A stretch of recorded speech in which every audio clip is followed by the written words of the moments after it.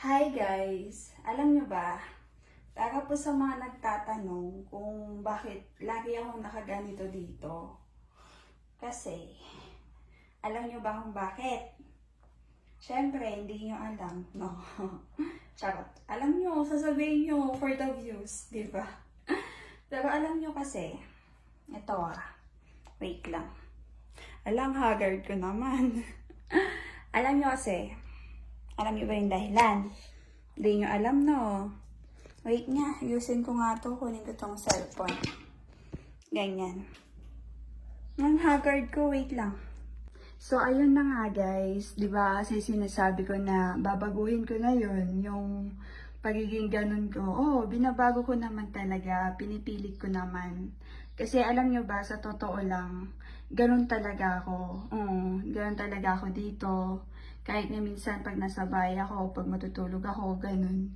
Ganun talaga ako kahit na andito yung mga kasama ko, kahit na may mga kasama ko dito, kahit na may mga tao, ganyan.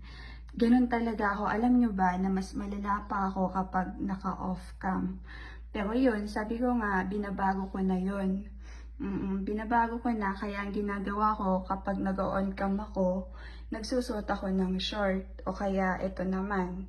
Ayan. Wala na kasi akong short, kaya ito na lang muna for now. Kasi nga, nasabi ko na sa inyo na binabago ko na yun. Baguhin hanggat ay iwasan hanggat kaya.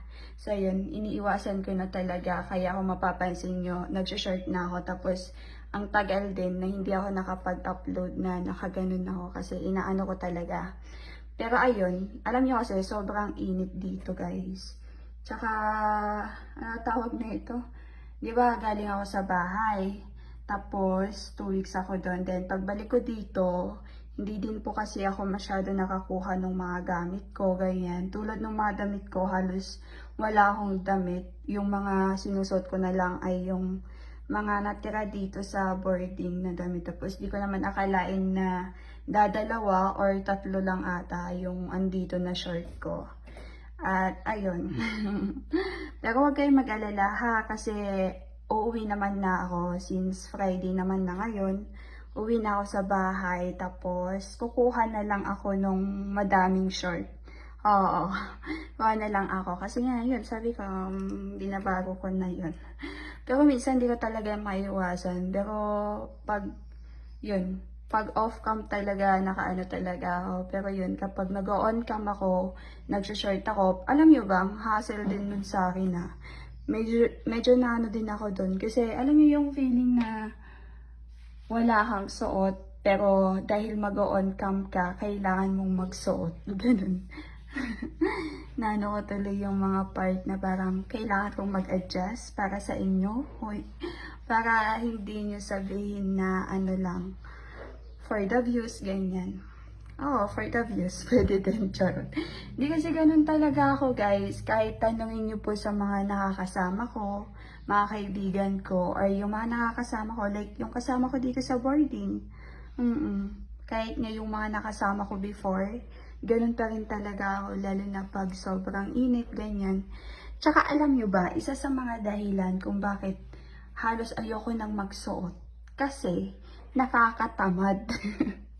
Nakakatamad maglaba, mga bi. Kasi kapag andito kasi ako yung naglalaba sa mga damit ko. Tapos tignan nyo ngayon, pawis na naman ako. Tsaka lukso, pagod na ako. Pagod na pagod kaya ako. Kasi kakatapos ko lang maglaba. Alam nyo ba yun? Gusto yung makita yung mga nilabahan ko. Wait lang Ala, tingnan nyo naman yung pawis ko, diba? Pawis malala. Diba ang haggard ko, no? Tapos ko lang maglaba no? Ganun talaga kapag dito sa boarding, wala kang ibang maasahan, kundi yung sarili mo. Sarili mo lang. Wait lang, pakita ko sa inyo yung mga nilabahan ko sa labas. Let's go. Hala, hutik na pawis to Wow, pawis malala. Tingnan nyo. Pakita ko sa inyo. Alang, init men. Init. Asaan yun? Here. Diba? Kita nyo ba?